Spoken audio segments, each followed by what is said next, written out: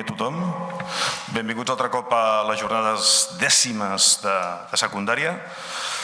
Abans de començar l'acte avui jo presentaré, diguem-ne, el que presentarà el doctor Heller Sallgren, i vull reiterar igualment que aquest acte és producte d'un equip de gent molt ampli, per tant agraïments des de l'Àlex que ens fa la càmera, el Robert que ens ha fet de tresoreria i gestions, el Jorge que ens ha fet la difusió, el Xavier Massó que ha estat recolzant l'acte i buscant conferenciants, el Josep Oton que va buscar el lloc i va trobar el lloc, i si em deixo algú prego disculpes. Però això és molt important perquè és un equip de treball molt ampli, tant des de la Fundació Episteme, des de l'Associació de Catedràtics i de Professors de Secundàries PPCPS, que ha fet possible això durant 10 anys.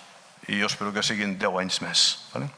Dit això, presento el presentador. És el senyor Xavier Massó. Ell és llicenciat en Antropologia, en Filosofia, catedràtic de Filosofia. A més és president de la Fundació Episteme, és secretari general de Professors de Secundària, ha publicat articles, llibres, un de molt interessant, El fin de l'educació, i fin té 3 sentits en el llibre, ja veureu de què va el tema. I llavors ell va ser el que va descobrir realment en Gabriel Heller Sallgren, perquè un dia em comenta, diu, he llegit un llibre en anglès, escolta'm tu, i dic, collons, i llavors vam dir, aquest home l'hem de fer venir. I ens vam entrar en contacte a la universitat, ens va costar uns mails, vull dir que la cosa va ser un pèl que vam dir, no sé si podrem aconseguir que vingui aquest bon home. I realment ja s'hi va posar, i nosaltres també. I avui teniu aquí el Gabriel Heller Sallgren, que ara ens el presentarà el senyor Massó. Xavier, endavant. Hola, bon dia. A veure, jo faré una molt breu introducció al Gabriel Heller Sallgren, perquè crec que aquí realment val la pena escoltar la conferència, és amb ell, no? Només dir, si de cas, que a veure, el llibre, el Real Finnish Lessons, és a dir, les veritables lliçons de Finlàndia, l'autèntica història d'una superpotència educativa, és del 2015. Jo no recordo exactament quin any el vaig llegir per primera vegada, devia ser sobre el 2016, el 2017 probablement, i la realitat és que va ser una descoberta, a veure, com allò dius, home, veig la llum, no? La llum sobretot una sèrie de qüestions que en diríem, a veure, sobre aquest mite que ahir vam parlar amb la Catherine Lecuyer, ella va parlar de neuromites, no? A veure, jo tenia, no sé, una miqueta com la sospita que el que passava a Finlàndia exactament, potser no era el que ens estaven dient, o sí que ho era, però clar, aquí es deia, no, és que hem de copiar el model finlandès perquè és que ho estan fent molt bé, a PISA estan sortint a dalt de tot, capdavanters, com a mínim dins el que seria el món occidental. I esclar, et sortien, jo recordo l'època del conseller Maragall anant-se'n a Finlàndia, residint allí una temporada, veient, no sé què devia veure exactament, però veient com funcionava el model finlandès, i molts d'altres, jo recordo com... Esclar, donem-ho per bo, i el debat que aquí va haver sobre Finlàndia realment era i és molt pobre. I és molt pobre perquè, a veure, el propi nivell, el que des del punt de vista de les autoritats educatives es planteja, és paupèrrim. Pràcticament les úniques coses a objectar moltes vegades de les que et plantegen o et plantejaven sobre Finlàndia és dir, si porteu això, portareu també el clima?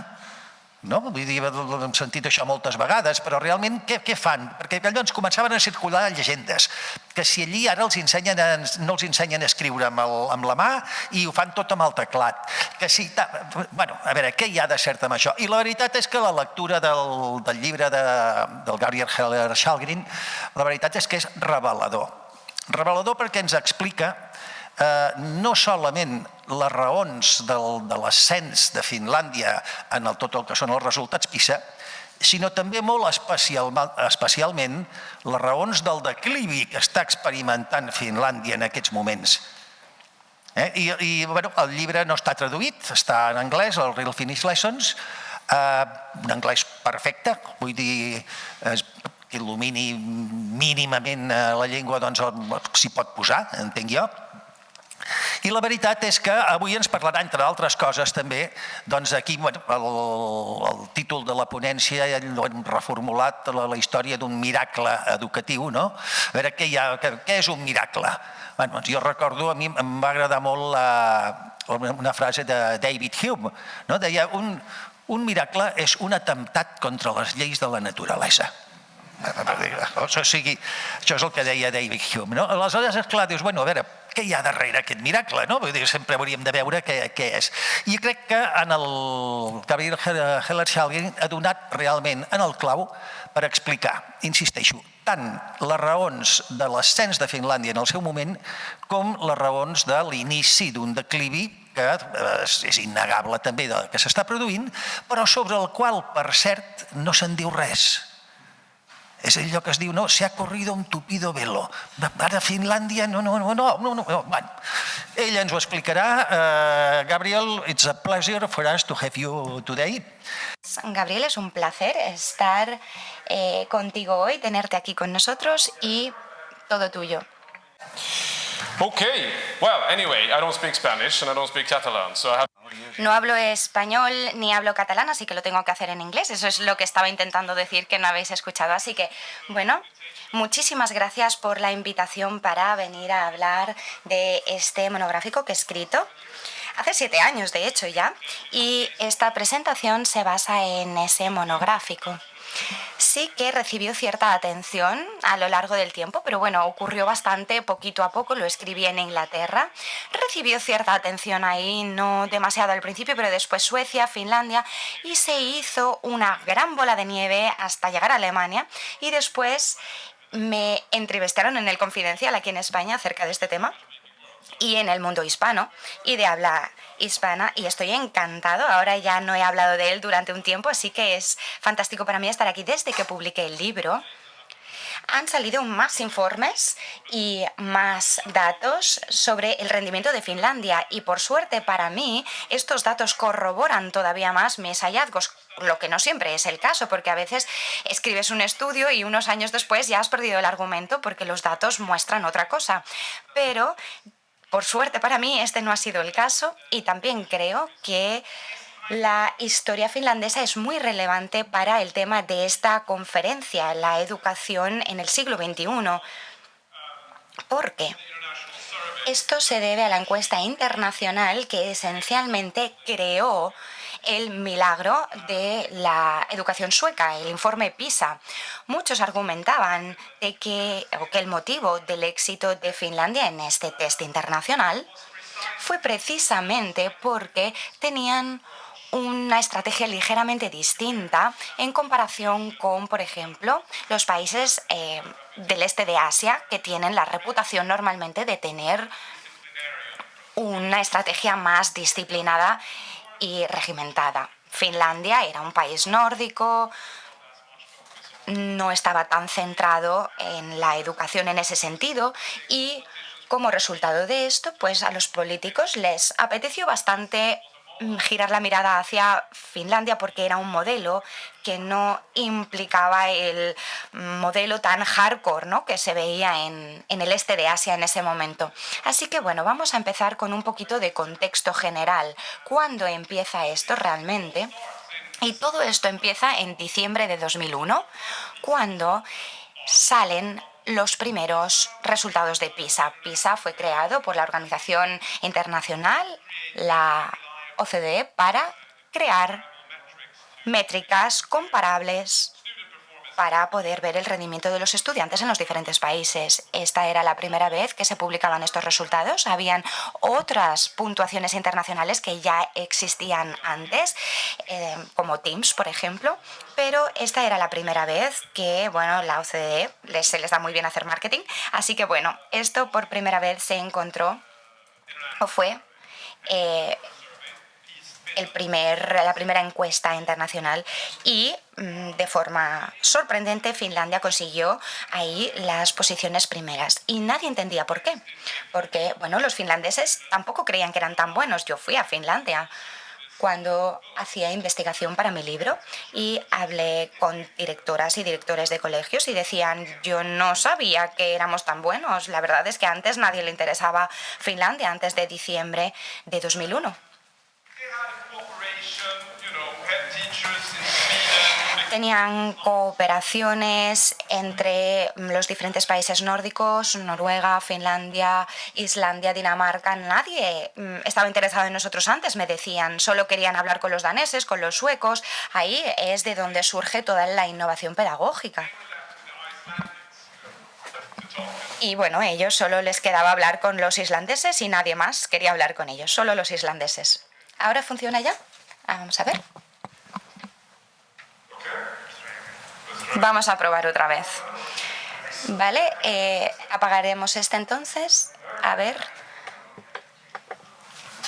Venga, sí. Sí, funciona. Pues mejor. Venga, pues volvemos. Bravo.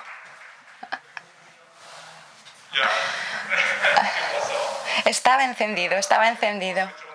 Ah, vale, lo han encendido aquí arriba. Vale. Bueno, ellos no se creían que fueran tan buenos. Fue una sorpresa para ellos y nadie iba a Finlandia a analizar el sistema educativo. Nadie lo hizo antes del año 2001, a nadie le importaba Finlandia. Esa es la esencia de la historia. Pero como resultado de estos resultados tan sorprendentes y fabulosos, esto desencadenó un poco lo que llamamos el turismo educativo para entender qué habían hecho los finlandeses para tener resultados tan buenos. Y pues los políticos, los periodistas se iban a Helsinki en un vuelo, iban a visitar los colegios, a hablar con los directores, con los profesores y después pues escribían algo que ya estaba predecidido antes de la visita y decían, este es el motivo por el éxito de Finlandia, esto es lo que deberíamos hacer. Todos tenían cosas distintas porque obviamente es un país entero y muy grande y puedes encontrar todo tipo de cosas. Eso es lo interesante, que cuando analizas los diferentes recuentos e historias de por qué el resultado era tan bueno, vemos todo tipo de interpretaciones muy variadas. Todo el mundo podía encontrar alguna teoría o alguna hipótesis de por qué los resultados de Finlandia eran tan buenos. Pero en cualquier caso, argumento que como resultado de esta nueva Liga Internacional de PISA, pues hubo esta locura sobre Finlandia. La gente iba a Finlandia, hablé con investigadores, con profesores y decían es que no lo podíamos creer. De repente todo el mundo estaba viniendo y estaban súper interesados, no solo de Europa, sino también de países que pues les va muy bien. Corea del Sur, por ejemplo, venían y nos decían ¿cómo podemos hacerlo mejor? Pero si ya lo hacéis bien. No, es que queremos ser mejores. Había muchísimo interés. Y se convirtió en este tipo de lenguaje del milagro o milagroso. En Suecia en 2011 hubo una revisión del libro de Posey Solberg, Lecciones finlandesas, Finnish Lessons, y mi monográfico es una especie de respuesta. Un profesor de filosofía sueco dijo que había visto la luz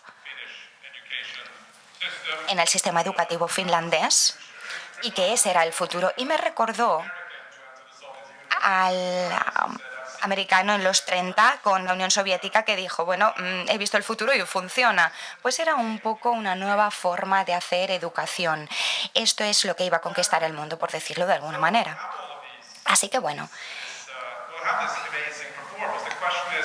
el rendimiento era excelente, pero la pregunta era ¿por qué? ¿Por qué Finlandia lo hacía tan bien de repente? Pues hay una serie de explicaciones estándar para explicar este éxito. Como he dicho antes, hay muchas justificaciones distintas, miles, y se pueden leer diferentes historias distintas del éxito de Finlandia. Pero hay algunas que se han subrayado de forma internacional. Posey Solberg lo ha hecho y también otros recuentos de la historia. Así que bueno, las voy a mencionar aquí. Una cosa que de forma generalizada se debate es la reforma integral de las escuelas. Esto es como el inicio de este gran milagro y se centra en la igualdad. En los 70, el sistema antiguo en el que los niños a la edad de 10 o 12, creo que era 12 de hecho, se enviaban a diferentes escuelas dependiendo de sus habilidades. Eso se terminó y se centraron mucho más en la igualdad y asegurarse de que cada vez más y más estudiantes podían hacer educación secundaria y llegar a la universidad.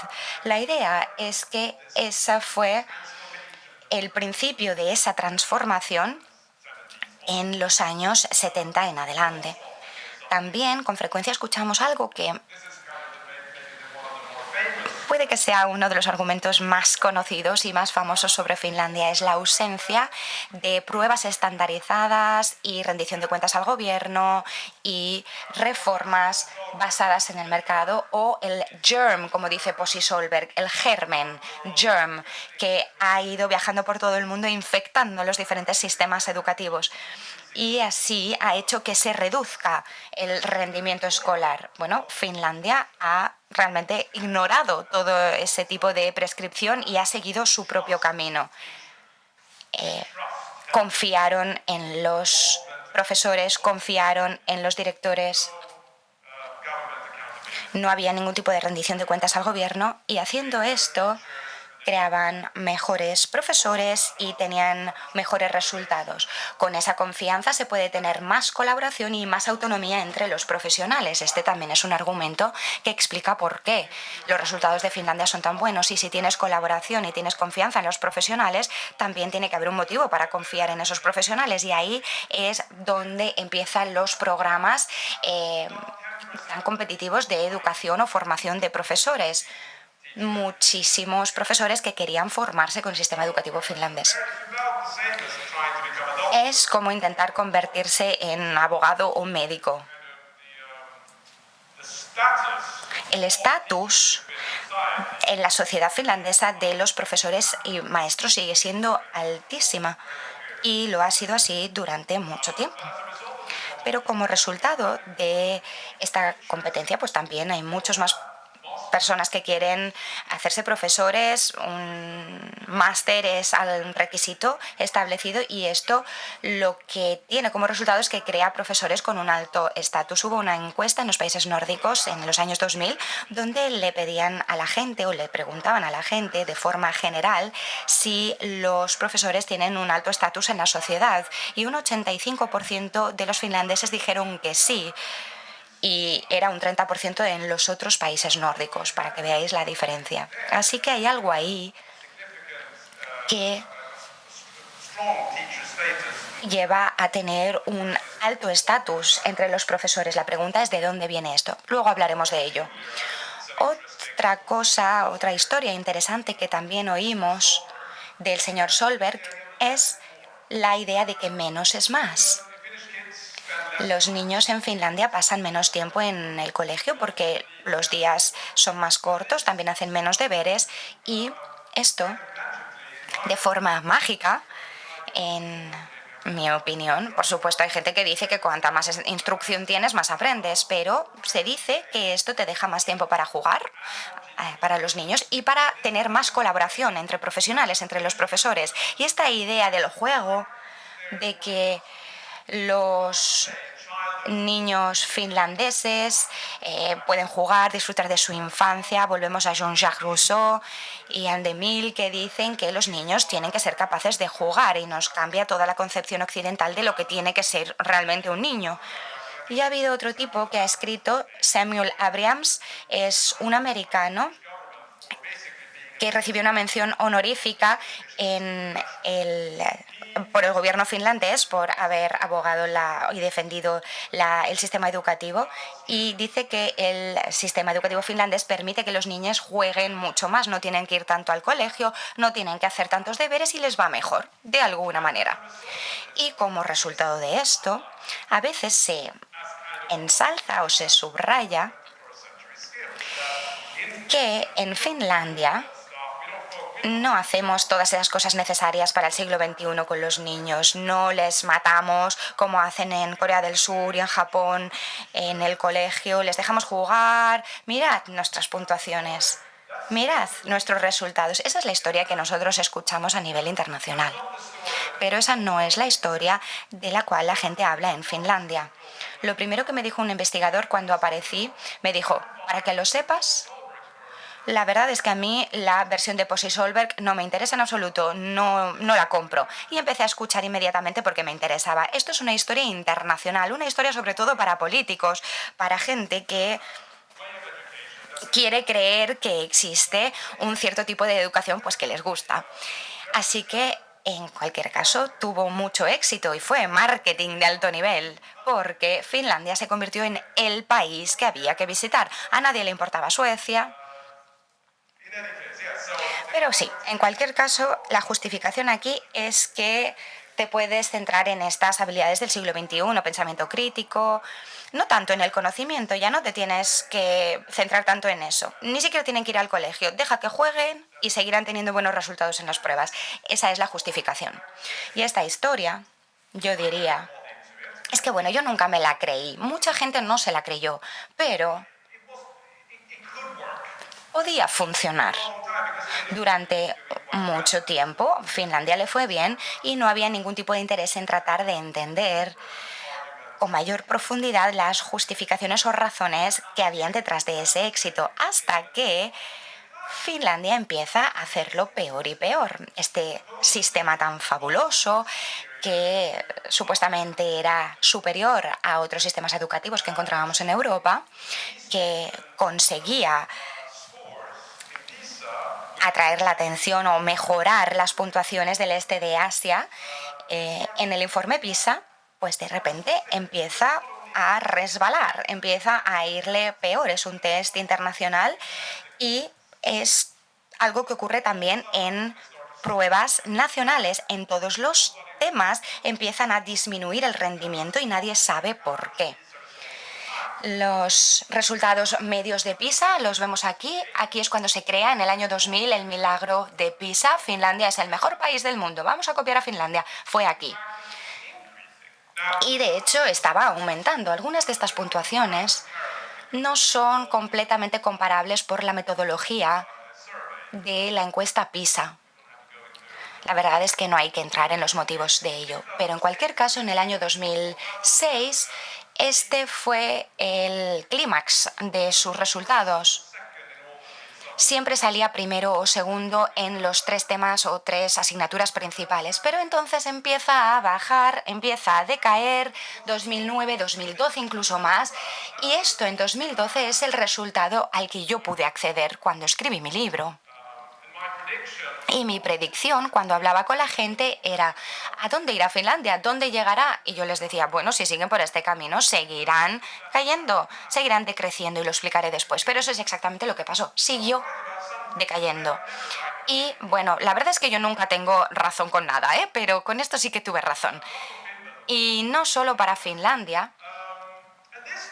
Y esta caída entre el año 2006 y el año 2018, esto es más que un año entero de aprendizaje escolar. Es una caída enorme en cuanto a lo que el aprendizaje se refiere. Es como un año y medio de caída, como niños de 15 años que tienen un rendimiento de niños de 13 años. ¿Y por qué? ¿Por qué ocurre esto? ¿Por qué este sistema educativo del cual hablaba Posey Solberg sigue estando ahí, sigue siendo el mismo? Esta reforma integral de las escuelas sigue estando ahí, tienen esta formación de alta competencia de los profesores. Todo sigue estando ahí, no ha habido mucha reforma. Uno de los principales argumentos de Finlandia era: PISA nos ha salvado, porque si no, habríamos empezado a reformar el sistema. Eso es lo que dicen, y no era necesario. Así que se trata del mismo sistema educativo, pero empieza por algún motivo a descender de forma significativa. No sabemos por qué. ¿Por qué este sistema tan fabuloso de repente empieza a revertir la marcha? El hecho es que, bueno, la pregunta es: ¿por qué estoy hablando de Finlandia? Finlandia ya no es tan buena. Si lo comparamos, por ejemplo, con Suecia, que tuvo también una caída muy significativa hasta 2012 y, de hecho, desde 2011 había tenido un aumento significativo. Sistemas educativos totalmente diferentes, pero ya no es tan buena. Si miramos el resultado medio de PISA para Finlandia y lo comparamos con Suecia, sí, 10 puntos. Bueno, es algo, es bastante.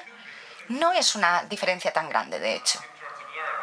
En cuanto a aprendizaje, Es difícil comparar un sistema educativo que está aquí abajo con uno que está aquí arriba, pero estos están cercanos. Y también hay que recordar que Finlandia y Suecia, llegamos ahora a los otros motivos, si comparamos con los otros países nórdicos, ¿por qué Finlandia? Si, por ejemplo, vemos las tasas de emigración, durante muchísimo tiempo habían tenido mucha menos tasa de inmigración o índice de inmigración. Así que, bueno, no sorprende si vas como refugiado a un país, haces una prueba y te salen los resultados de un nativo. Obviamente eso no va a ocurrir. Así que en Finlandia, bueno, ahora está cambiando, pero por aquel entonces había muy pocos inmigrantes. Era todo muy homogéneo. Cuando vas por una clase finlandesa, hace 7 años yo lo hice, y blanco, todo es blanco, de clase media. Y silencioso, muy silencioso. No hay diversidad. ¿Y qué pasa si comparamos a todos los estudiantes con un padre o madre nacido en Finlandia y después hacemos lo mismo en Suecia, con un padre o madre nacido en Suiza? Y esto es lo que ocurre. Esta diferencia no es estadísticamente significativa, no existe diferencia entre la educación sueca o finlandesa cuando comparamos a los mismos estudiantes que tienen un padre o una madre que ha nacido en el país. Entonces no sé por qué nos estamos fijando tanto en Finlandia y no en Suecia, si la diferencia no es tanta. No digo que no debiéramos fijarnos en Finlandia, pero ¿por qué no en Suecia? La verdad es que la diferencia no es tan grande. Y diría que la columna de la derecha es un indicador mejor de cómo funciona el sistema educativo como tal, porque sencillamente, si vienes de otro país y vienes a un nuevo país, no hablas el idioma, tus resultados van a ser peores probablemente, y esto no tiene nada que ver con el sistema educativo. Es sencillamente que vienes a un nuevo país. Y especialmente si vienes a un país en guerra. Esto no es el sistema educativo que está trayéndote estos resultados, así que si te interesa más comparar cosas que son más iguales, yo diría pues que podemos comparar el rendimiento de las personas que tienen al menos un padre o madre nacido en el país. Y tampoco si lo comparamos con las regiones españolas, porque tenéis una muestra fantástica aquí en España. Hay unos 30.000 estudiantes que hacen una prueba, así que tenéis muestras representativas de todas las regiones diferentes. Y veo que las regiones que tienen mejores resultados, esto solo es matemáticas y ciencias, porque las pruebas de lectura en España se excluyeron en la última parte de la encuesta y no me acuerdo exactamente por qué, pero creo que era por representación, algo pasaba por ahí, algo sospechoso, quizá demasiada presión por convertirse en Finlandia. Bueno, en cualquier caso, hice esta comparación y lo hice con Galicia. Y puedes pensar, bueno, es como la comparación con Suecia, sí, 10 puntos, Castilla y León. Ligeramente distinto, pero no es como, wow, un país en el que aspiramos convertirnos. Solo son unos pocos puntos. Y deberíamos tomarlo también con cautela, por supuesto. No deberíamos tomarnos una prueba con tanta seriedad. Cataluña, bueno, espero que hubiera querido que los resultados ahí fuesen más altos, pero no lo eran, fue así. Pero bueno, en esta instancia, ¿por qué Finlandia? Bueno, podríamos mirar las diferentes regiones de España y pensar que habría algo de lo que aprender ahí. Bueno, hay 1000 motivos por los que Galicia lo está haciendo mejor que Cataluña o Castilla y León. No digo que ahora entremos ahí, no tiene nada que ver, pero después de su caída, Finlandia ya no es tan interesante. Así que, ¿cómo resolvemos todo este enigma? El primer punto es esta idea de que vamos a otro país y miramos unas puntuaciones distintas y decimos, bueno, pues, ¿cómo es el sistema educativo que produce estas puntuaciones? Pues esta idea es una tontería, porque hacer esto no nos cuenta nada sobre si una política tiene éxito o no. si una política funciona o no. De hecho, si miramos las distintas políticas que se han ido resaltando, la gente ha ido diciendo, sí, en Finlandia hacen esto y aquello y por eso funcionan también. Pues la mayoría de estas características también se dan en muchos países con puntuaciones menores, pero nadie las utiliza como motivos por los cuales su rendimiento sea menor. Así que podemos simplemente escoger las políticas que nos gustan y decir, pues es el motivo del éxito. Nunca hubo ninguna evidencia y, de hecho, si lo miramos de una forma más rigurosa, intentando buscar la causa y efecto de estas distintas políticas, se contradicen. Tenemos anécdotas que explican estos resultados. Por ejemplo, la reforma de la Comprehensive School, de la escuela comprensiva, solo tiene un impacto marginal en las puntuaciones. Es muy poco probable, según los investigadores que lo han analizado, que este sea el motivo del éxito. Decían, mira, basándome en mi investigación, podemos decir que la reforma de la escuela comprensiva no ha tenido nada que ver con los cambios en las puntuaciones finesas y el éxito finés.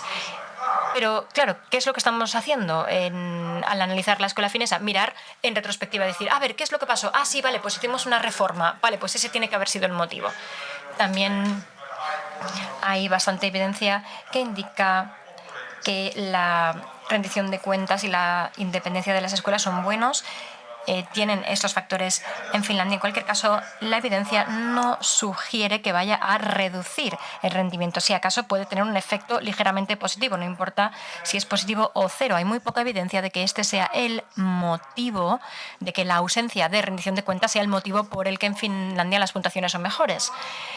Pero claro, es una historia muy bonita. Todo el mundo quiere tener buenos resultados por ese motivo. Y Pasi Sahlberg se lo dice a todo el mundo y parece que tiene sentido, pero no hay evidencia. Y por supuesto está esta idea de que menos es más. Sí, mandad a los niños a casa, no tienen que ir al colegio porque entonces podrán jugar más y su rendimiento será mejor. A ver, no hay ninguna evidencia detrás de eso. Y la evidencia dice claramente que más horas lectivas hacen que el rendimiento sea mejor. Y el problema aquí, evidentemente, es que parece distinto. Lo que vemos parece distinto porque a menudo las escuelas, los países, aumentan las horas lectivas si sus puntuaciones son bajas. Lo mismo con el tamaño del aula, que es otro de los factores. ¿A quiénes se pone en las clases más pequeñas? Pues normalmente ponemos en grupos menores a los alumnos que no están funcionando más bien, y entonces parece que la evidencia sea clara de que las clases más pequeñas, los grupos más pequeños son mejores. Lo mismo con las horas lectivas. Y la evidencia indica que puede tener un efecto ligeramente positivo tener más horas lectivas, pero la evidencia no es muy fuerte. Al final, la idea es que nunca hubo ninguna evidencia real de que el sistema actual de Finlandia, el que se implementó a principios de los 2000, fuera el que generase estos resultados tan altos. Y podemos mirar hacia atrás, mirar hacia la historia, porque la historia contradice esta explicación tradicional.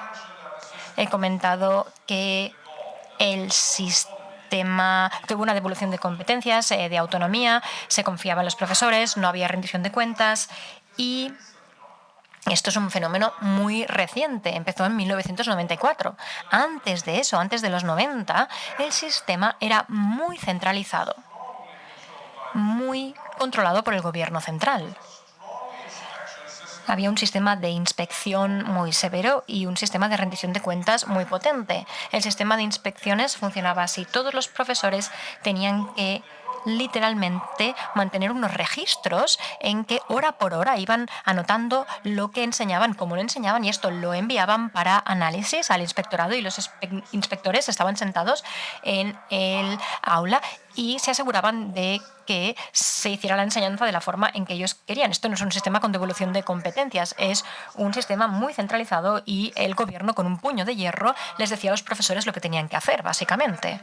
Y el currículum nacional era muy detallado. Es otra cosa que se ha destacado mucho también. Desde el 94 el currículum es muy laxo, no hay mucha prescripción sobre qué enseñar y cómo hacerlo, pero antes era un currículum muy detallado. La formación de los profesores es otro tema interesante, porque, y hablaré de cuando empezó a mejorar el rendimiento escolar en Finlandia, pero la reforma se efectuó en los 70, la reforma de la educación de los profesores, en que dijeron que la educación de los profesores tenía que pasar a realizarse en las universidades. A partir de 1979, todos los profesores de escuela primaria tenían que tener másters.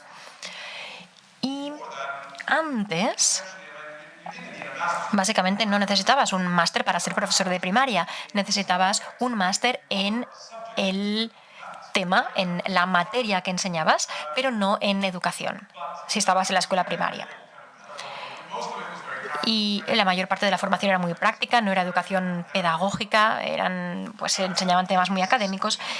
Y si esto es así, podemos ver cómo fueron cambiando las puntuaciones finesas con el tiempo, porque si la historia que nos han contado tradicionalmente es correcta, Finlandia tendría que haber tenido un rendimiento muy malo, unos resultados muy malos antes de librarse del sistema centralizado y antes de que todos esos profesores que pasaron a tener esta educación maravillosa para profesores en los 70, pasasen a ser la parte dominante del mercado laboral, de la bolsa de profesores. Pero no es así, y lo podemos ver si miramos aquí las puntuaciones estandarizadas, utilizando las puntuaciones estandarizadas. Estas son las primeras pruebas nacionales que se utilizaron de forma estandarizada. Se han estandarizado aquí para que las podamos comparar a lo largo del tiempo. En 1965 Finlandia estaba aquí abajo. Vemos aquí que va subiendo la puntuación y empieza a acelerarse ya en los 80 y luego sigue aumentando a lo largo de la década de los 2000. Bien, y creo que este es el último punto. No, aquí sigue la curva, sí. Bien, pues el sistema de educación finlandés llegó a su pico alrededor del año 2000. Aquí es cuando decimos, este sistema educativo creó estas puntuaciones, pero ignoramos completamente el sistema que llevó hasta este punto, que llevó hasta esta mejora. Finlandia empezó a mejorar y mejoró muchísimo en estas evaluaciones mucho antes de que se implementase este sistema que destacaba Pasi Sahlberg. Así que tenemos que mirar atrás y ver la historia.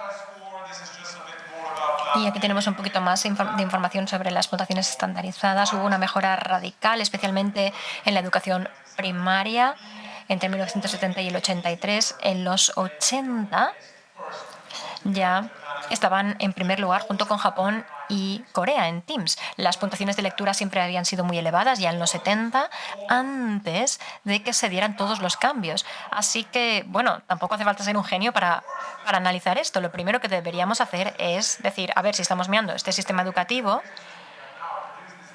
diremos, vale, el sistema educativo que tenemos ahora ha producido estos resultados excelentes, pero claro, tenemos que mirar lo que ha pasado antes, pero nadie se molestó en hacerlo, nadie se molestó en mirar qué es lo que había pasado en años anteriores. Y aquí la misma historia para la puntuación de las pruebas ARMY.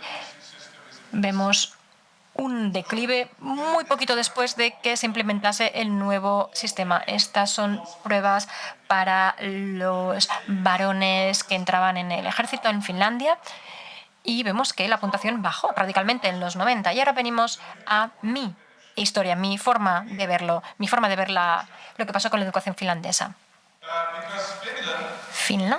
En Finlandia, los profesores siempre han tenido un estatus muy elevado. No tiene nada que ver con el sistema educativo actual, y el motivo por el cual siempre han tenido este estatus tan elevado es en parte a causa de la peculiar historia de la nación finlandesa. Finlandia era parte de Suecia hasta 1809, luego formó parte de Rusia. Hubo una guerra civil muy sangrienta entre los comunistas, los que recibían el apoyo del Imperio Alemán. Un porcentaje altísimo de la población murió y en esta situación no existía una identidad nacional.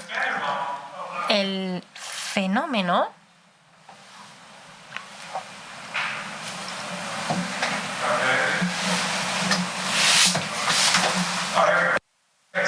aquí lo tenemos bien.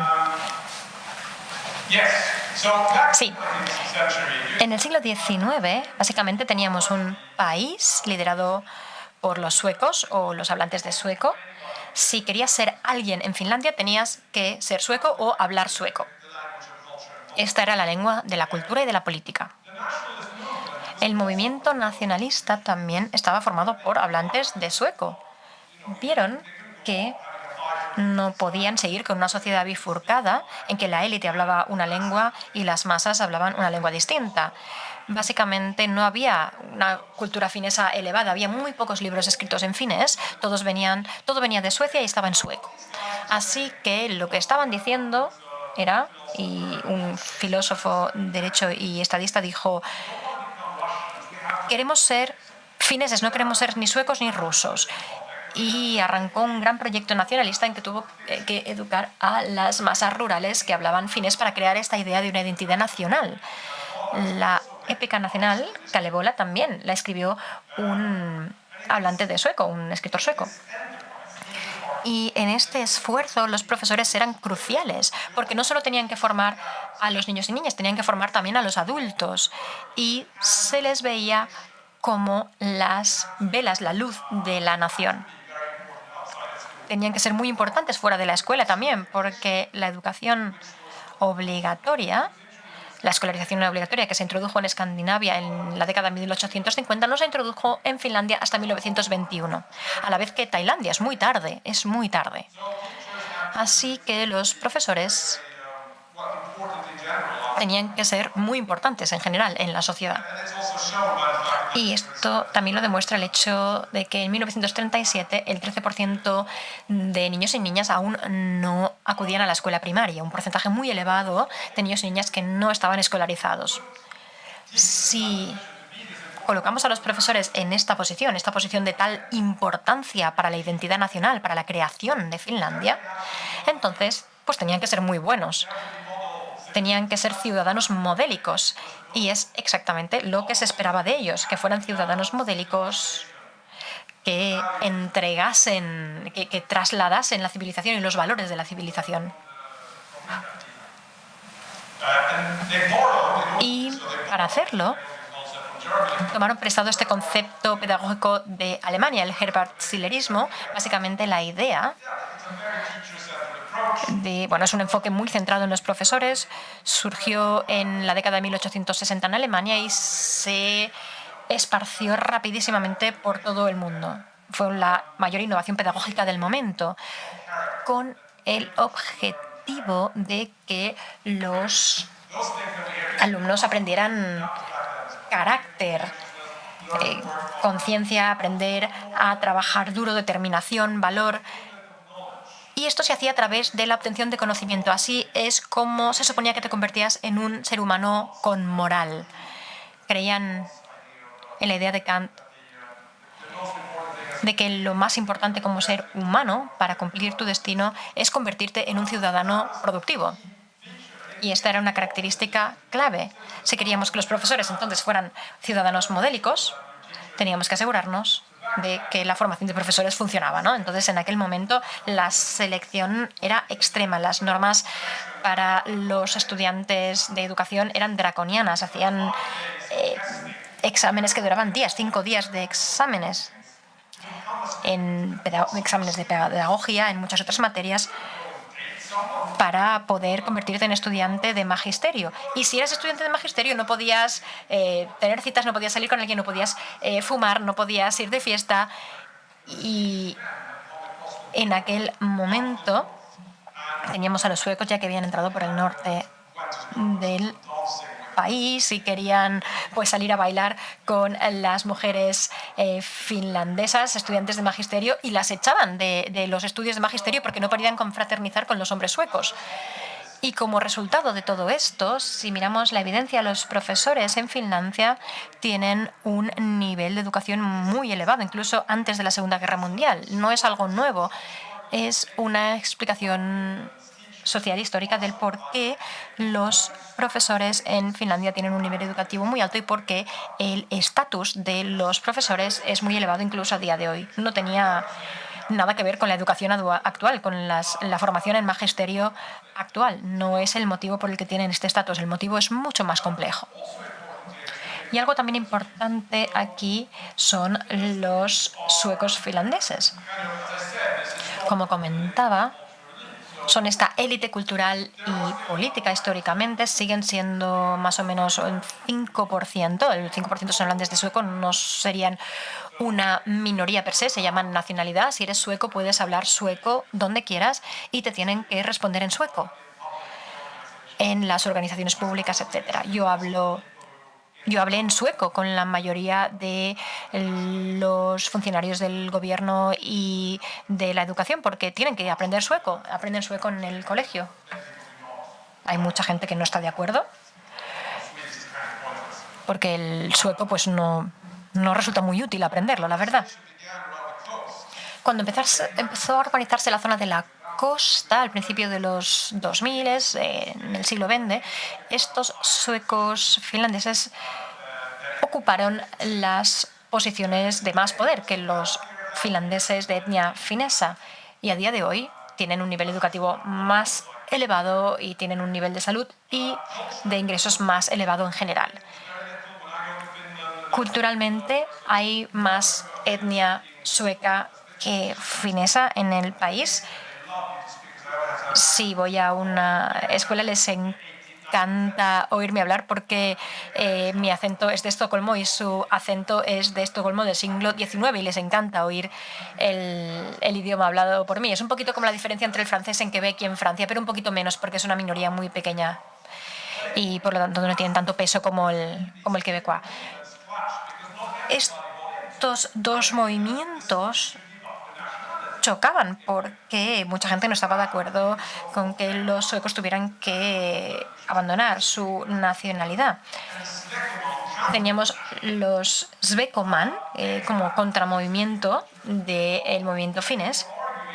Tenían una cultura existente y argumentaban que querían mantener un sistema con dos lenguas, una conacionalidad, y no querían convertirse en fineses, no querían la nacionalidad únicamente finesa. Y al final lo lograron, porque en la Constitución todo esto se garantiza, en la Constitución de 1917. Para ellos los profesores no eran tan importantes, porque ya tenían esta cultura sobre la que apoyarse, ya tenían algo. Tenían una de las naciones más antiguas de la historia, Suecia. No tenían que crear una cultura finesa, una cultura elevada de habla finesa o una identidad nacional. Ya tenían algo en lo que apoyarse. Eran suecos, no tenían que formarse para ser suecos, ya lo eran. Y uno de los primeros miembros fundadores del partido político seguía esta tendencia, porque tienen su propio partido político. Este movimiento es el Partido de los Nacionales Suecos de Finlandia. Así que cuando analizábamos los factores del éxito,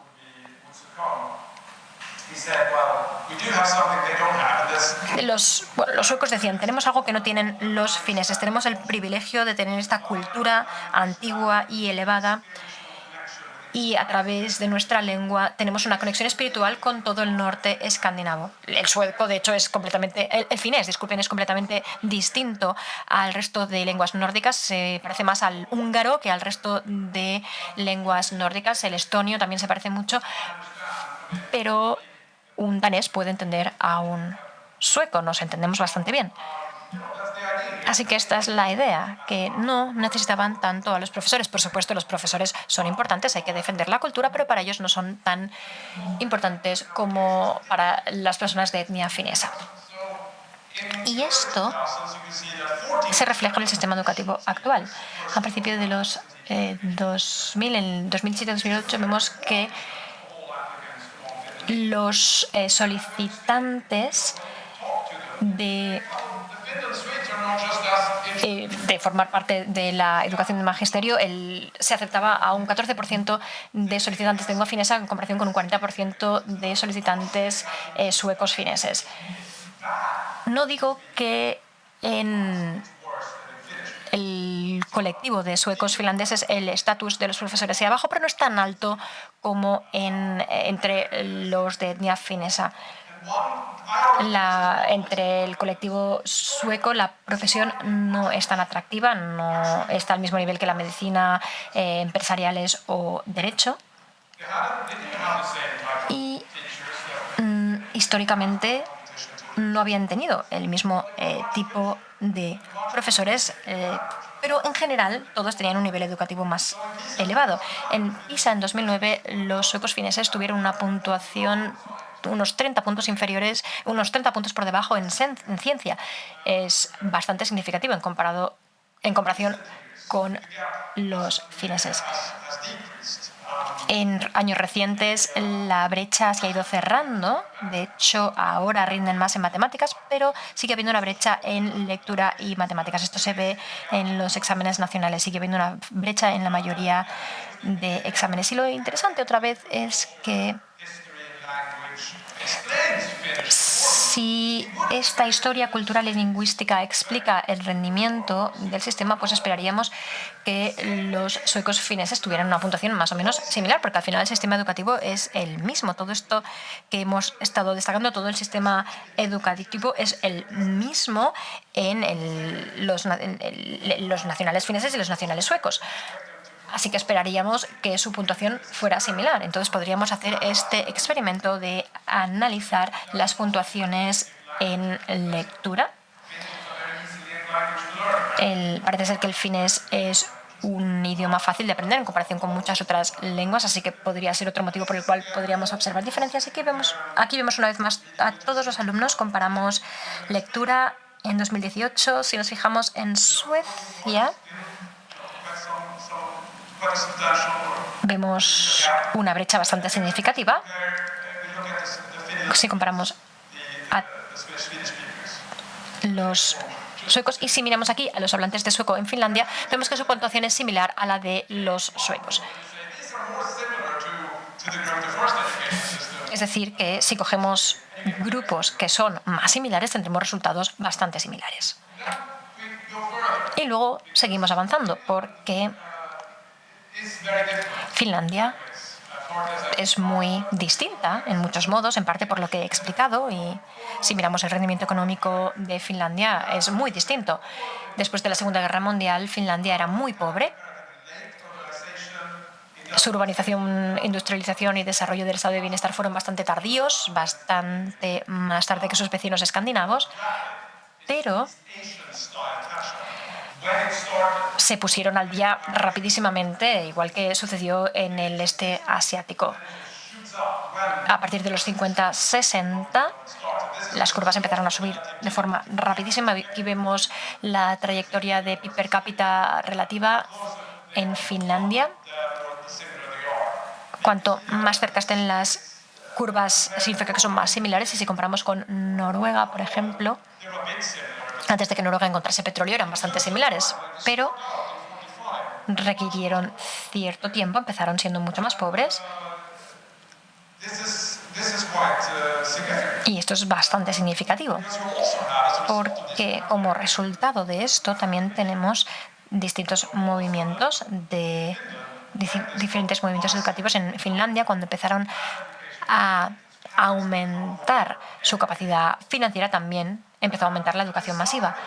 Y hay cierta evidencia de que este efecto de ponerse al día en ingresos y educación masiva forman parte de los motivos. Estas son las puntuaciones de PIAC de 2012, que es como las puntuaciones PISA para adultos, y vemos aquí las puntuaciones para distintos grupos de edad. Y vemos que hay un pico en los países escandinavos mucho antes que en Finlandia. Con los estudiantes fineses, su pico es en las personas nacidas entre el 78 y el 87. Y luego se aplana la curva. Y esta puesta al día tardía en el desarrollo económico y en la educación masiva también va seguida por un pico intergeneracional más tardío en PIAC, un retraso de un par de décadas. Y es precisamente lo que cabe esperar si el efecto de la riqueza y la educación masiva son en parte el motivo que explica el aumento en puntuaciones educativas. Y ahora llegamos a este punto en que parece que a Finlandia solo le importa que los niños jueguen, pero es que no tiene nada que ver con lo que sucedió. si realmente visitáis el país y observáis lo que ha sucedido, vemos que no es así. Normalmente es al contrario. Cuando un país se desarrolla económicamente, suele haber mucho trabajo cultural al principio, puesto que los padres y madres consideran que sus hijos no tienen que vivir en la pobreza igual que les pasó a ellos, por lo tanto les enseñan a trabajar duro. Pero también hay indicios de que esta idea de que primero hay pobreza y luego hay un desarrollo y entonces queremos que nuestros hijos trabajen duro, pues esto llega a un punto en que la curva se aplana, porque en algún punto la población se vuelve más perezosa y ya no quieren que sus hijos trabajen muy duro para escapar de la pobreza. No, llega un punto en que hay una generación que dice: mis hijos no tienen que trabajar tan duro como tuve que trabajar yo. Aquí se invierte. Los ricos dicen: no, queremos que nuestros hijos tengan una infancia mejor, que jueguen más y que no trabajen tan duro. Y este argumento, el hecho es que, puesto que tenemos esta puesta al día tardía, estos valores se extendieron hasta un punto mucho más tardío en el tiempo en Finlandia en comparación con Escandinavia. Y tenemos esta cultura finesa del sisu, que habla de la determinación de ser resueltos frente a situaciones de adversidad y realmente ponerse a trabajar para vencer la adversidad. Parece que en Finlandia ahora vimos que solo quieren que jueguen los niños, pero no, se centra mucho más en el trabajo duro, como la cultura en el este de Asia.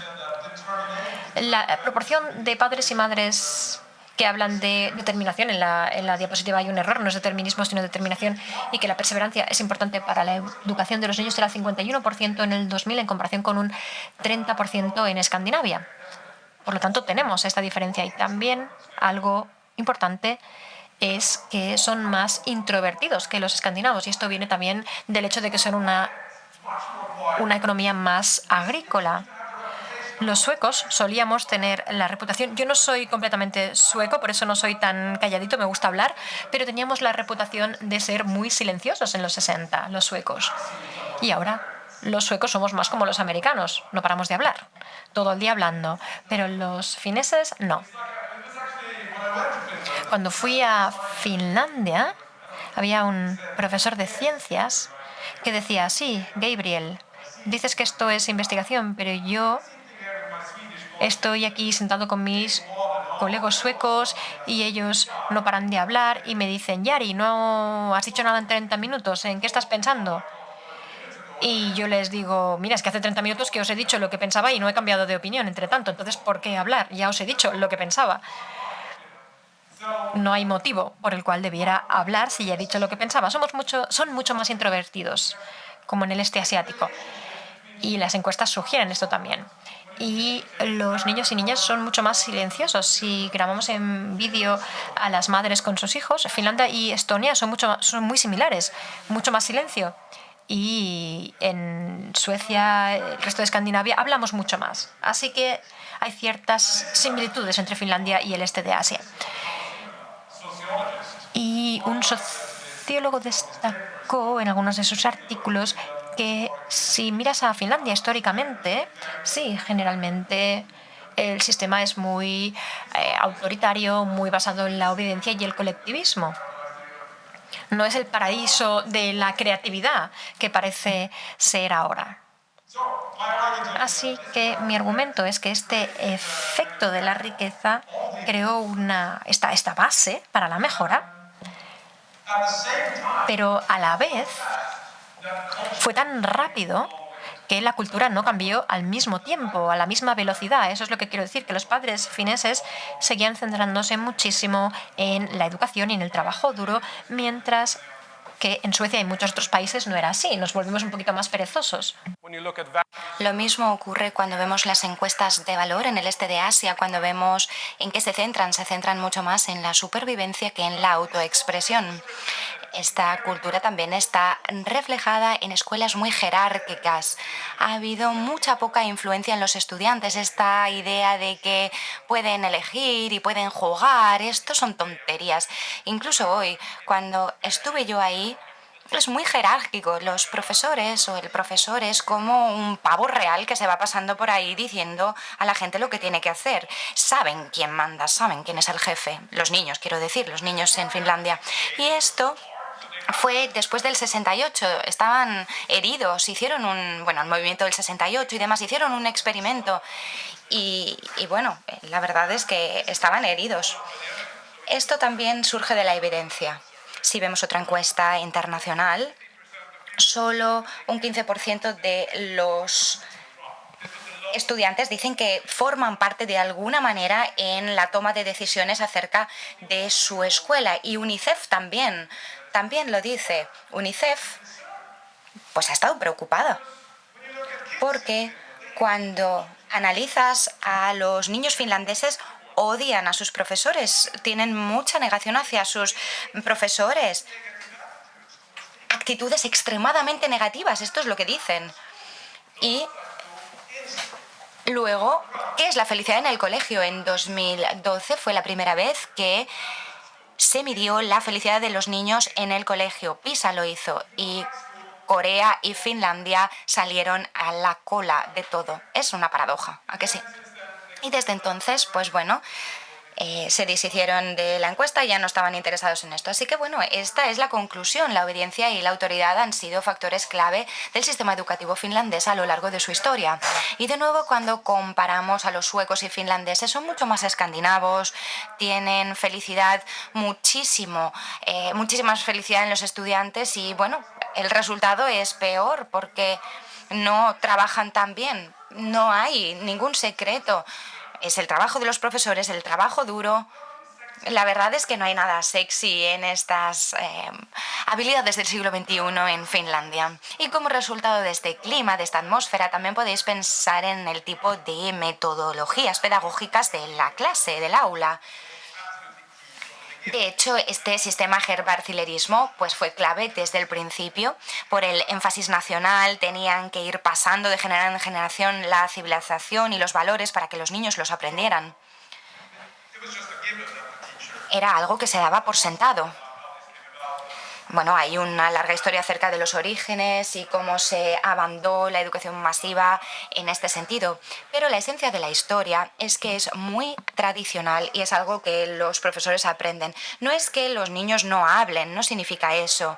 Puede ser una situación muy dinámica entre los niños y los profesores, pero no mucho. No hay debate entre los niños, no hay grupos pequeños. Trabaja tú solo, como yo hice cuando yo fui al colegio en Suecia. Yo tenía que escribir mi propio libro, mis propios registros, mi todo. Tenía que hacerlo yo solo, hacerlo todo solo. Rousseau, encuentra tu propio conocimiento. Individualizado. No en Finlandia, no, por supuesto. Esto todavía tenía una sombra en el siglo XX. Y bueno, os voy a decir lo que dice, pero esencialmente estuvieron ahí para evaluar el nuevo currículum de 1994.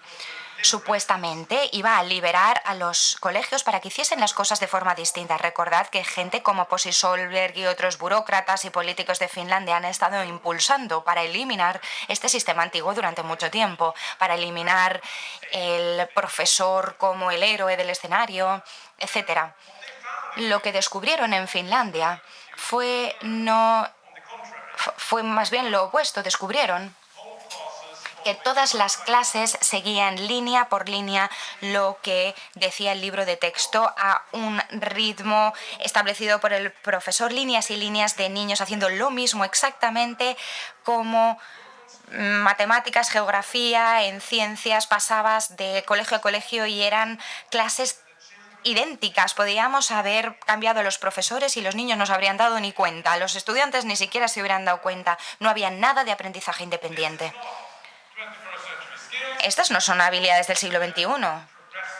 Esto no es educación progresiva. Es un modelo muy tradicional. Es más como un modelo de fábrica que nos han dicho que odiamos tanto hoy en día.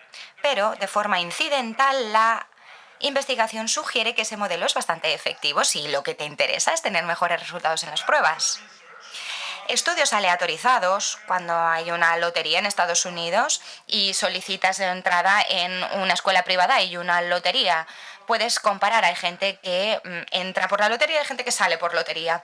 Entonces, hay algunas ahí, hay algunas también en Inglaterra que enseñan a niños muy pobres y les va muy bien, a pesar de su contexto de renta baja.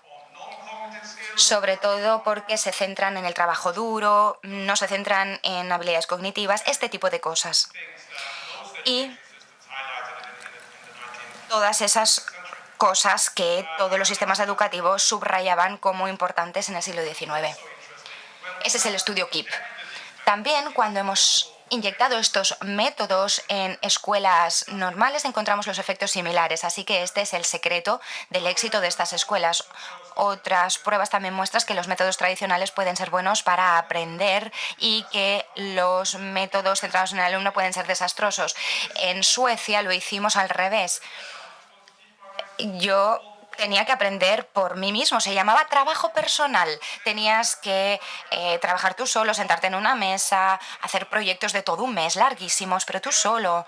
Y Quebec también lo hizo. Siguieron un modelo de aprendizaje constructivista y totalmente colapsó en PISA. Los resultados fueron terribles y en otras pruebas nacionales también. Escocia también estaba infatuada con Finlandia y colapsó también. Así que, bueno, finalmente eliminaron las pruebas estandarizadas porque lo hizo Finlandia y ahora, pues, ha decaído totalmente y, bueno, los políticos se volvieron locos y tuvieron que volver a implementar los test porque no estaba funcionando. Lo que quiero decir aquí es que es la combinación de factores históricos y cambios en la sociedad significativos, así como la retención de una cultura educativa antigua y también diferentes actitudes. Todo esto fue clave para que Finlandia ascendiera a esta significativa posición. ¿Y qué pasa con la caída? Lo mismo, es la imagen en el espejo. Ahora está viendo los cambios económicos y de sociedad. Los niños ya no leen tanto, están interesados en otras cosas. Los padres están más interesados en asegurarse que los niños jueguen, que no trabajen demasiado duro. Bueno, yo estuve ahí y estuve entrevistando a directores de colegios y estos modelos de referencia y con investigadores del sistema sueco educativo también y decían, bueno, pues estaba fascinado con el modelo porque el profesor era como un modelo autoritario y esto es lo que queremos conseguir aquí. Y yo decía, perdón, ¿vosotros aspiráis a ese sistema? Eso es lo que queremos. Ahora lo que están es haciendo un movimiento hacia esa dirección y por eso está cayendo, cambian los valores entre los padres. La obediencia ya cada vez es menos importante. La última vez que estuve ahí fue en 2015. 16. Fue 2016, no 2015. Y sí, estuve en las escuelas, no ha desaparecido por completo, pero está cambiando.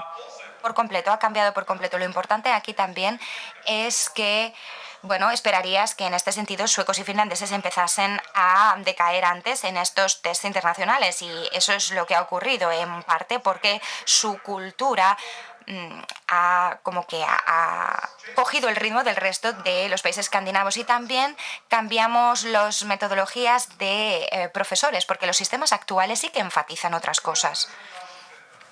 El progresismo llega a Finlandia, las reformas de los 90 opuestas por los profesores es uno de los motivos por los que no sucedió nada. Los políticos han intentado moverse en esta dirección desde finales de los 80. Los profesores, caracteres muy fuertes, personalidades fuertes, educadísimos, se resistieron, lo rechazaron, no querían, vale, dime que soy independiente, lo que tú quieras, pero yo voy a hacer lo que siempre he hecho. Esa era su postura, pero eso ahora está cambiando. Cada vez hay más y más profesores nuevos que llegan, menos cultura anterior. Intentan construir más relaciones con los estudiantes, relaciones. Un director con el que hablé parece que en Suecia tienes que ser amigo del niño. Esto sería totalmente inaceptable. Y de chocarles la mano y este tipo de cosas. Yo soy una autoridad y ellos son niños. Pero esto está cambiando. Nuevos niños, nueva educación de profesores y es más probable que apoyen este tipo de cosas. Y esto también lo muestra la evidencia. La cantidad de estudiantes que forman parte de la toma de decisiones acerca de cosas del colegio se ha duplicado, sigue siendo muy bajo, el 27% como vemos aquí, era un 14% antes. Y ahora es bien 26, en Suecia es como un 50, pero bueno, sigue subiendo. Así que lo que quiero decir es que estas reformas de las que hablamos, este sistema del que hablaba Posey Solberg, fue el motivo de su disminución, de los malos resultados en los últimos 10-15 años y no de su aumento y subida. Y de nuevo, Finlandia está repitiendo los errores de Suecia, solo que lo están haciendo 10 años más tarde. La idea es que PISA había cambiado esto. Ay, pues ya no vamos a hacer lo que hizo Suecia. Pues escuelas independientes, gratuitas, rendición de cuentas. PISA hizo que eso se evitara, pero bueno, ahora sí que se mueve en la misma dirección que Suecia. Esta educación progresista. Y la solución aquí es más o menos la misma. ¿Qué ocurrió cuando cayeron? Dijeron, tenemos que ser más progresistas, tenemos que tener aprendizaje más independiente en los niños. Los profesores no deberían tener el mismo tipo de personalidades y actitudes. Estamos cayendo porque no lo hemos hecho lo suficiente. Esa era su justificación y su explicación. Y yo en el libro decía que como resultado de esto espero que sigan cayendo. Y la verdad es que tuve razón. En una cosa por lo menos he tenido razón.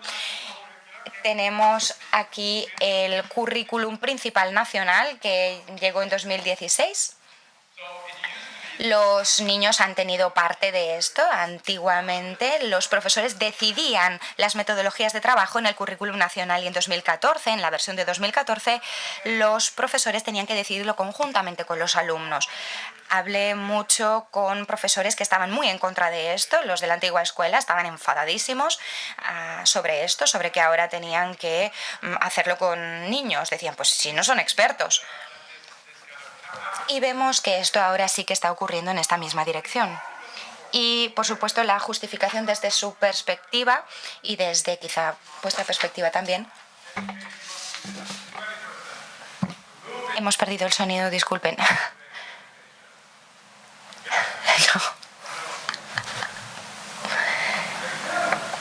No sé qué ha pasado con el micrófono. On and then we get hello. Ya. Ese funciona bien. Bueno, me lo voy a guardar aquí igualmente. Sí, así que bueno, la justificación es que tenemos que seguir a la sociedad. La sociedad se mueve en una dirección contra la autoridad. Hay muy poca autoridad, queda muy poca autoridad en este mundo. Pero eso no significa... Y bueno, generalmente esto es algo bueno, el liberalismo se expande, la libertad es buena, pero no necesariamente significa que la educación debe en los colegios copiar lo que está ocurriendo fuera de las puertas. Al contrario, puede ocurrir que debería retener ciertas cosas dentro de la estructura, dentro de sus paredes. Hannah Arendt escribió esto en 1964 y decía: el problema de la educación en el mundo moderno recae en el hecho de que por su propia naturaleza no puede adelantar a la autoridad o la tradición, pero debe proceder en un mundo que ni siquiera está estructurado por la autoridad, ni siquiera sujeto por tradición. Tenemos que retener la tradición y la autoridad porque es así como funciona la educación, es muy importante, pero proceder y evolucionar en un mundo en el que esto no tiene ningún tipo de papel. Así que es mucho más difícil, pero es posible hacerlo si observamos esas escuelas que he mencionado. Las escuelas no son necesariamente microcosmos del mundo exterior, sino instituciones que preparan a los estudiantes para ese mundo. Y esto no necesariamente significa que habría que simular ese mundo, sino que habría que hacer cosas que se necesitasen en el mundo de fuera. Tenemos que evitar mirar a otros países y decir, hacen esto, quiero eso, bueno, pues vamos a hacerlo porque nos irá muy bien en PISA. Tenemos que entender que las puntuaciones de PISA no miden las políticas y su éxito, las políticas educativas. Hay muchas otras cosas que se tienen en cuenta. Seguro que habéis oído de Estonia, de Polonia, de Vietnam. El circo sigue y sigue. Ahora todo el mundo se va a Estonia. Y cuando yo fui a Estonia a hablar de esto, me pidió una de las personas, o me preguntó una de la Agencia Educativa Nacional, me dice, he hecho mi doctorado sobre esto y he llegado a la misma conclusión que tú. ¿Por qué tenemos buenos resultados? Bueno, pues porque tenemos el sistema antiguo ruso, ya no hay ningún tipo de diferente. No hemos hecho nada innovador, pero ahora de repente tenemos dos naciones distintas. Tenemos un grupo que habla ruso en Estonia, mismo sistema educativo, y otro que habla estonio. Los rusos tienen el nivel de Suecia y los estonios al nivel de Japón. Mismo sistema educativo, distintas culturas, distintos idiomas, distintos resultados. Necesitamos investigación para separar qué es lo que está causando este resultado. Y es muy difícil aprender eso únicamente de Finlandia, porque hay procesos de la sociedad, sistemas y sucesos históricos que no se pueden copiar, no se pueden aplicar a Inglaterra, España, Estados Unidos. Pero si hay una política peligrosa es sacar la autoridad de los colegios y evitar esta educación liderada por profesores, porque ese es el motivo por el cual Finlandia le ha ido muy bien. Digo yo, justifico yo, es uno de los motivos que están respaldados por la evidencia. Así que quizá un enfoque demasiado potente en estas habilidades del siglo XXI tan progresistas quizá pueden ser contraproducentes. Voy a hablar ahora de la implicación para el siglo XXI. ¿Por qué debería importarnos esto? ¿Por qué nos importa el resultado de PISA? ¿Nos importan los resultados de las puntuaciones? Es algo del pasado. De hecho, ya nos dicen que no necesitamos ni hechos ni conocimientos. Pero bueno, esto no es nada nuevo. Esto es una cita de un autor estadounidense muy famoso que dice: tenemos que preparar a los niños para que se enfrentan a lo inesperado. Esto significa formarles en el método y no llenarles de hechos y de normas. ¿Cuándo pensáis que se escribió esto? 1914. El argumento, la justificación es que a medida que dejamos la sociedad industrial y vamos a postindustrialización, ya no necesitamos esto. Esto es lo mismo que decían hace 100 años. Porque nos movíamos hacia la modernidad. La sociedad agrícola ya desaparecía, ya no necesitamos hechos. No es nada nuevo, no es nada nuevo. De hecho, vemos la evidencia y los resultados de estas pruebas sugieren un crecimiento económico. Mejores resultados en estas pruebas capturan el capital de conocimiento de una nación que lleva a mejor rendimiento económico a la larga y en el futuro.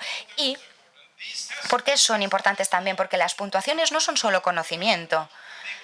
También dice la evidencia que capturan habilidades no cognitivas, poder sentarse y hacer un examen, una prueba. No recibes nada, tienes la concienciación, tienes estos valores que se consideran antiguos, que se enfatizaron en Inglaterra, en Suecia, en Finlandia, en Alemania, en España. En algún momento hemos tenido estos valores.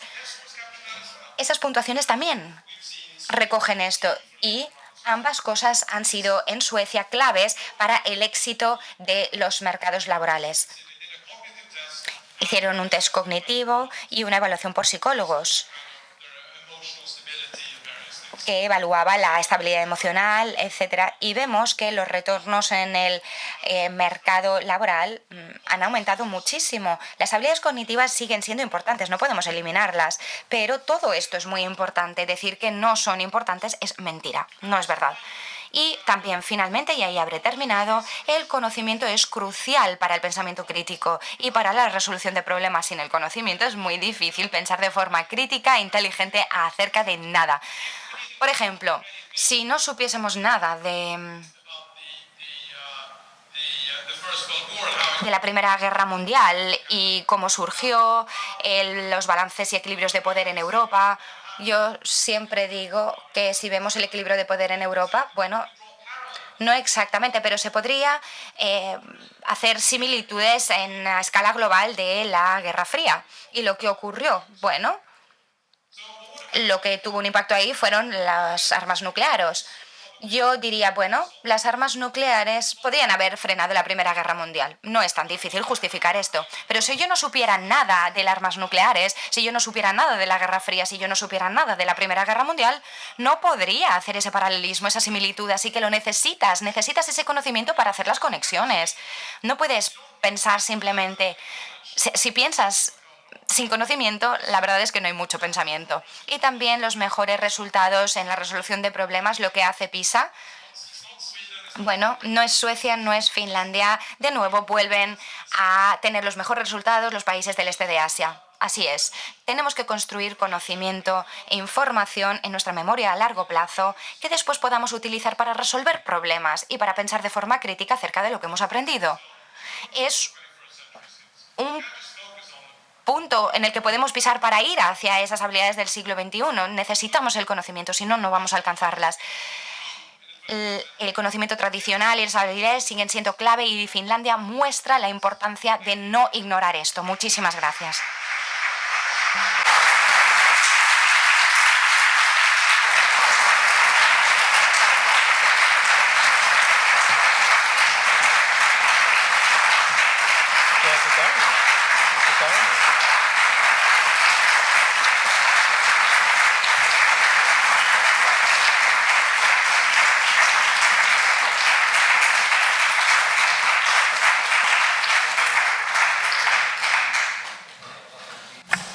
Bueno, ens hem menjat totalment el temps, diguem-ne, tant de preguntes, però no és cap problema. I jo proposaria, diguem-ne, ara fer el descans que teníem programat per 1h30. Després disposem d'una hora i mitja. Es poden fer... Digue'm? Sí, però llavors ens menjarem la segona tornada i no hi haurà temps de fer res, eh? És important ara, si la gent té preguntes, que les faci. Doncs, si voleu fer alguna pregunta, us passem el micro. Adrecem el micro perquè pugui ell entendre la traducció, vale? I el passo jo.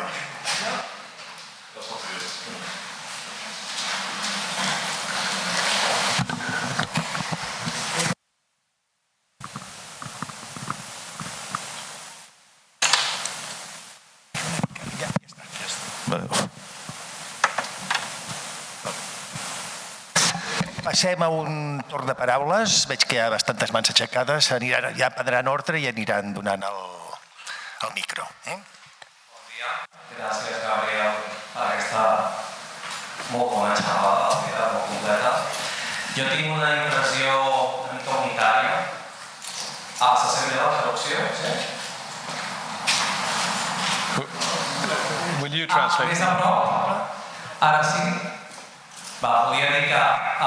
You don't have translation? No, I don't have the... Oh, you don't have No, sorry. It's okay. Sorry. I didn't notice. No worries.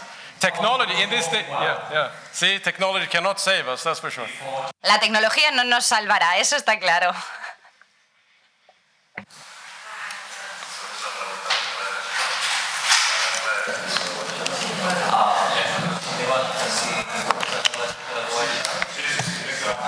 Is it okay if I do it in English and then everybody hears?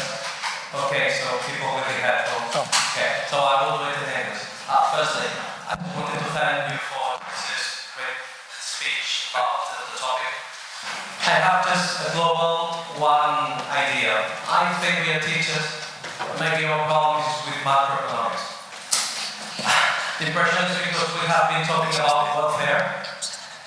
We've been talking about changing how to teach, but who says this and why? Because if evidences point at the old methods. Son los antiguos métodos. In other words, should we be En otras palabras, ¿deberíamos estar aquí o deberíamos estar en otro sitio aprendiendo otro tipo de técnicas? Porque creo que, por lo menos aquí en España, en la clase media, no sé si esto se trata de tener una clase baja o clase alta. Hay mucha gente que no tiene acceso a la universidad, no podemos cubrir todos los lugares, así que quizá por eso tenemos un sistema devaluado. Si ese es el caso,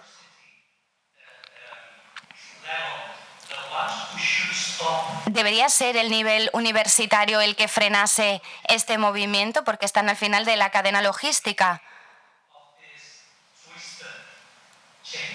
¿Deberían ser ellos los que hiciesen el cambio? Gracias.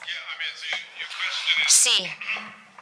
Tu pregunta es por qué la gente impulsa esta agenda y quién puede pararlo. ¿Es eso lo que quieres decir? Sí. Vale, pues no es una gran conspiración, sino que tiene sentido. A medida que la sociedad se vuelve más compleja, hay que tener más libertad para los estudiantes y deberían aprender a aprender. Ese es el argumento, la justificación. Podrías decir que es simplista, pero creo que es tan simple como esto. Muchas de las organizaciones de economía en los 90 estaban a favor de este tipo de cambios también. Así que creo que es una estrategia ideológica. Esto en última instancia, la teoría pedagógica obviamente ha enfatizado esto siempre.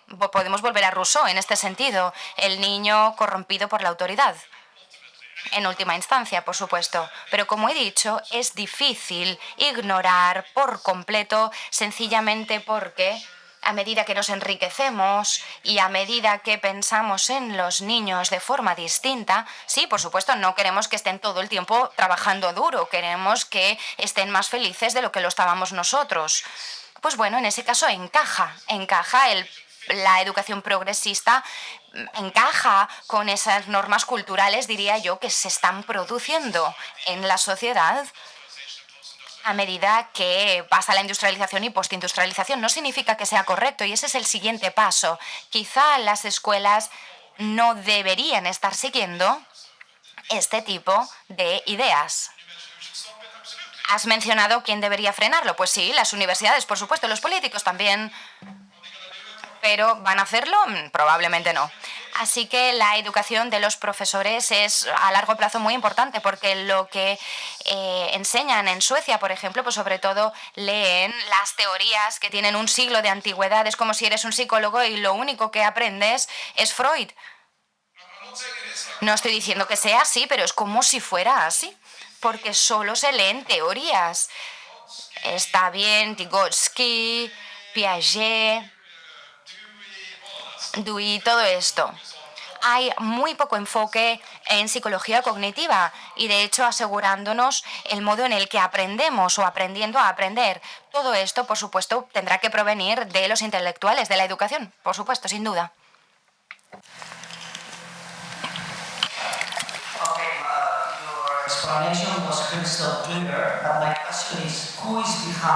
Tu explicación es muy clara, pero mi pregunta es ¿quién está detrás del cambio? El micrófono tiene que estar muy cerca de la boca para oírlo.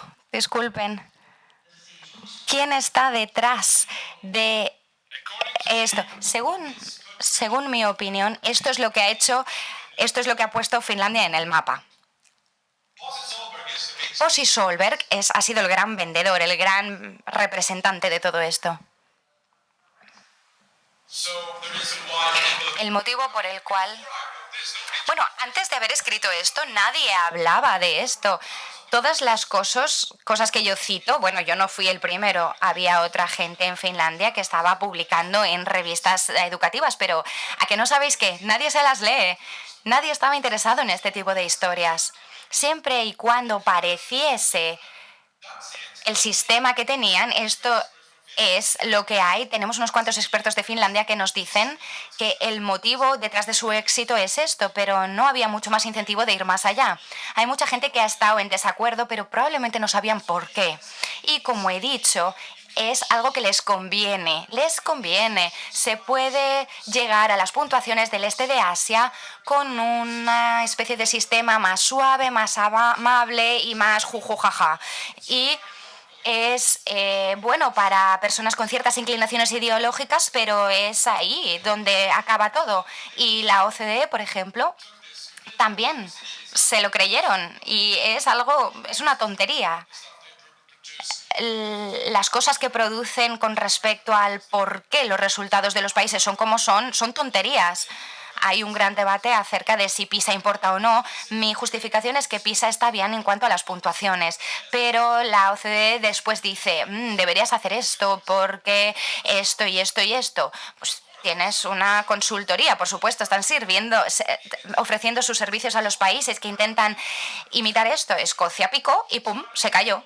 Y bueno, es una combinación, no hay una gran conspiración y creo que fue un accidente.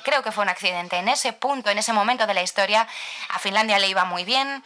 ¿Y cuándo le iba bien? Cuando acababa de emerger el nuevo sistema. Si hubiese sido 10 años antes, todo el mundo hubiera mirado a Finlandia y hubiera dicho, esto es muy tradicional. Hubiese sido imposible decir, wow, hemos hecho todas estas reformas y todas estas cosas. Es un accidente histórico que los primeros resultados surgieron justo al principio del nuevo sistema, antes de que empezase a caer el rendimiento y los resultados. Y eso es todo, creo.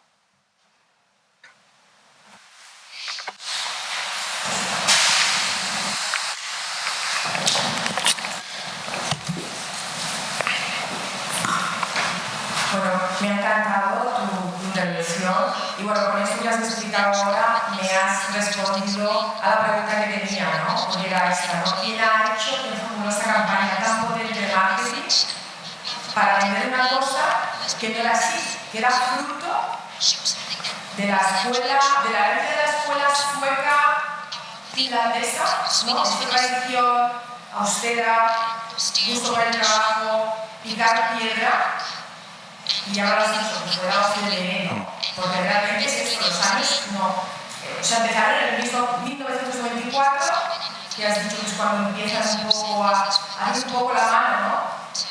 Porque aquí el sistema de inspección, inspectores de la hasta 2009 es cuando cae. O sea, que cuando empieza a caer, nosotros dijéramos desde, a ver, el modelo de Finlandia, aquí es un mito, es mitología. Y es que aún se comenta. Esto es el efecto dominó, pero súper tardío. O sea, fíjate cómo una falacia puede llegar a este punto de confundirnos a todos. Y bueno, lo que tú has dicho es importante, ¿no? Que luego la sociedad entra en un agonizamiento de idiosincrasia que antes había sido del trabajo. Y bueno, claro, dentro de la sociedad estamos los profesores, ¿no? Estamos hablando del sistema de Finlandia, ¿no?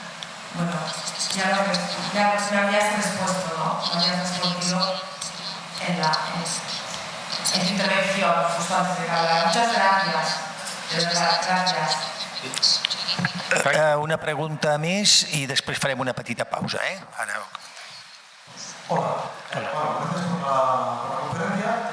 Yo solo quería saber si podríamos deducir a partir de lo que nos has expuesto, que el marco, digamos, extraacadémico es un factor imprescindible en el análisis de lo que es la evaluación. ¿Hasta qué punto tenemos que tener en cuenta? Okay, so whether or not to what ¿Hasta qué punto el factor no académico es importante? ¿Es esa la pregunta? Vale.